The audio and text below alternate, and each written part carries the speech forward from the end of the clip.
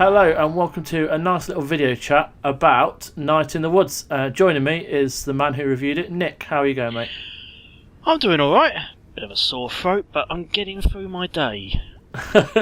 Well, I mean, where'd you start trying to explain what Night in the Woods is all about? But I mean, you're the man to do it, so what's it like?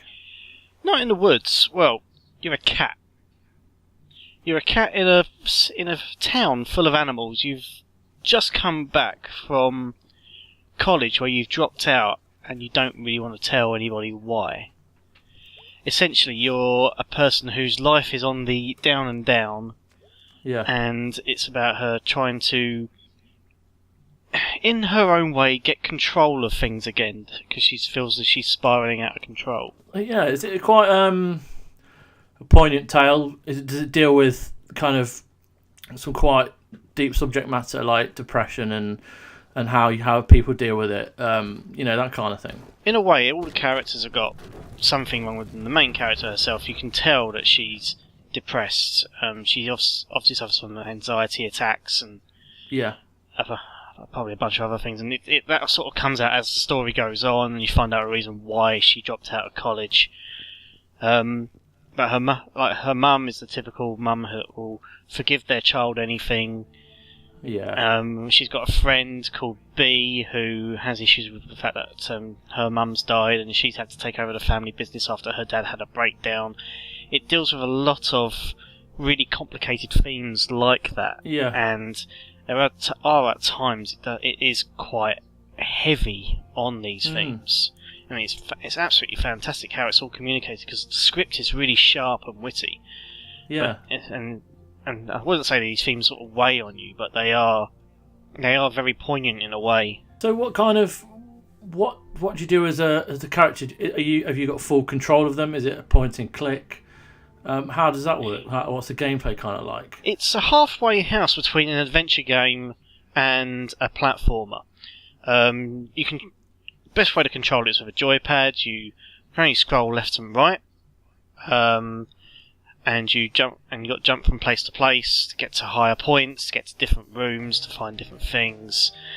There's not a huge amount of puzzle solving. It's a case of finding a way to pass the day, find things to do, talk to people, and find the little events that happen.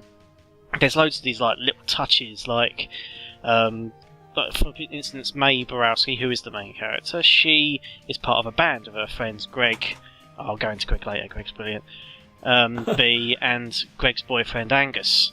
And when you do these band practices, this Guitar Hero style fretboard comes down. You've got to hit notes in a Guitar Hero style. So you've got a rhythm action game in there. In May's bedroom, she's got a laptop, which once it's fixed has, believe it or not, a little roguelike game in it. Okay. So you've got this little character. You roll around these dungeons, killing all these monsters. And it's actually really good, despite the fact it's just a throwaway little mini game. It's a lovely little touch. There's a lot to it. Then it's not just I don't want to say call it a platform because that kind of diminishes what it actually is. There's so much more to it. Seems like there's a lot of moving parts that kind of make this one adventure really kind of interesting. I mean, you can't die in it, so it's not really a platform. It's just a way of giving the player something to do other than just furthering the story. So instead of just going to a story point to story point and making sure you're just moving the narrative along, you've got other things that go and like at one point, if you find it, you can raise a family of rats inside a carnival float. But to do that, you've got to go and steal pretzels from a pretzel stand. You can attend midnight poem recitals at the local library. Oh, cool. You can join Greg for a little bit of light bulb smashing out in a abandoned area. Yeah. So those are like nice little things. But I mean, while May herself you find May is a very hard character to get on with. She comes across as a bit too aloof, and then she ends up acting like an arsehole, and then you find out why she's acting like an arsehole, and you feel guilty for thinking she's an arsehole. But you've got Greg, and Greg is a wonderful character.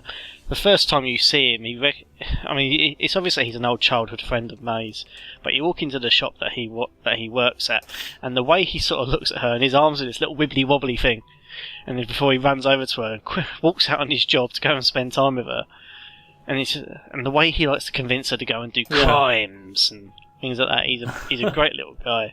And the next time you meet him at his shop, you walk in, and he's got 2 cups on his ears. And he just sits there and goes, "I've got cups on my ears." It doesn't sound very funny when you talk about it like that, but when you actually see it, it's just the silliest, funnest thing. Yeah, I love him. He's great. I mean, it sounds amazing. Like, it just sounds like a really well-connected story. You know, good characters, and you kind of sound like you're warm to them quite a lot throughout the course of the story. How long is the main game? I don't call it a game, but the main narrative. Like, how long would you? You could probably do it in 4 to 5 hours. Yeah, maybe 6. Right. But realistically, you're gonna want to try and find all the little things that are in there as well. Yeah. Because you don't have to do everything. You can literally just try and push the story on. But considering how well they've constructed